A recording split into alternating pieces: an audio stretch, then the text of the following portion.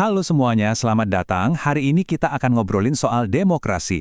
Kata yang sering banget kita dengarkan, tapi apa sih artinya demokrasi di Indonesia? Nah, di sini kita bakal bedah tuntas perjalanannya yang unik, yang penuh lika-liku, dan kita lihat gimana Pancasila itu jadi jantungnya sistem demokrasi kita. Kalau kita ngomongin demokrasi, ya mungkin yang kebayang langsung itu pemilu di Amerika atau parlemen di Inggris. Betul kan? Tapi demokrasi di Indonesia itu punya cerita yang sama sekali beda. Jadi pertanyaannya adalah, apa sih yang bikin demokrasi kita ini unik banget? Yuk kita cari tahu bareng-bareng. Nah, ini dia kuncinya, demokrasi Pancasila. Ini tuh bukan sistem yang kita impor dari luar ya, bukan copy-paste. Ini demokrasi yang betul-betul tumbuh dari akar budaya kita sendiri. Ada semangat gotong royong, rasa kekeluargaan, dan ide bahwa keputusan terbaik itu lahir dari musyawarah, bukan cuma sekedar menang-menangan suara. Oke, pertama-tama, mari kita bedah dulu fondasinya. Sebenarnya apa sih prinsip-prinsip yang diimpikan sama para pendiri bangsa kita waktu mereka merancang sebuah demokrasi yang khas Indonesia? Coba deh perhatikan poin-poin ini. Ini bukan sekedar daftar biasa loh. Ini tuh kayak resep utuh. Demokrasi kita itu dibangun di atas fondasi spiritual, diikat erat oleh persatuan, terus menyeimbangkan antara hak dan kewajiban. Dan tujuan akhirnya jelas, keadilan sosial. Jadi ini lebih dari sekedar politik, ini tuh pandangan hidup. Dan kutipan dari Bung Karno ini seolah-olah mengunci semuanya. Dari awal banget pesannya itu jelas. Kita jangan cuma menjiplak, kita harus menciptakan sebuah demokrasi yang berjiwa Indonesia, yang otentik, yang mencerminkan siapa kita sebenarnya. Nah, sekarang yuk kita lihat gimana cita-cita tadi diuji oleh sejarah. Perjalanan demokrasi kita ini, percayalah, bukan jalan tol yang mulus loh, jauh dari itu.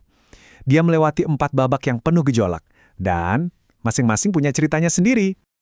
Oke, lihat tabel ini. Anggap aja ini peta perjalanan demokrasi kita. Kita mulai dari euforia kebebasan dengan banyak banget partai di era parlementer yang ternyata ujung-ujungnya malah penuh ketidakstabilan.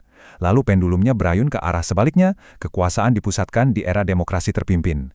Habis itu ada era Orde Baru yang panjang banget dengan dalih stabilitas, sampai akhirnya ledakan reformasi yang jadi upaya total buat mengoreksi semua itu. Pergeserannya ini benar-benar drastis.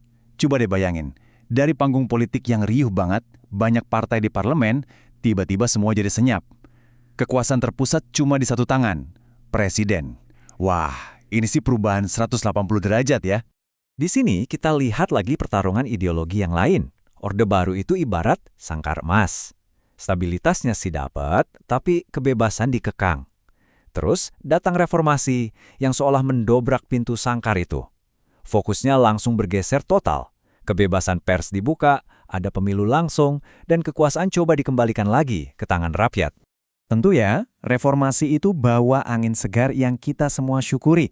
Tapi ternyata membuka pintu kebebasan itu juga ibarat membuka kotak Pandora. Isinya tantangan-tantangan baru yang sama sekali nggak mudah buat dihadapi.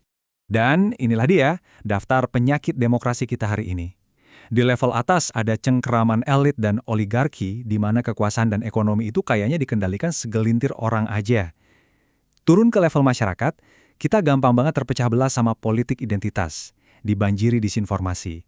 Sementara itu, penyakit lama kayak korupsi dan politik uang, wah itu masih terus menggerogoti sistem dari dalam. Pertanyaan ini nusuk banget langsung ke jantung masalahnya.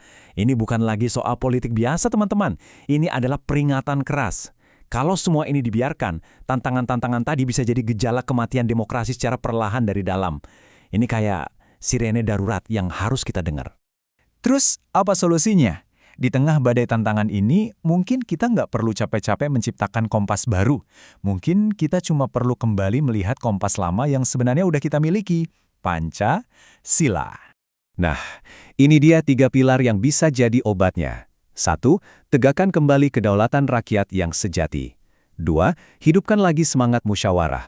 Artinya, berdialog buat cari solusi bareng, bukan buat saling menghancurkan. Dan yang paling penting, nomor 3. Dahulukan akal sehat dan kebijaksanaan di atas ego dan kepentingan sesaat.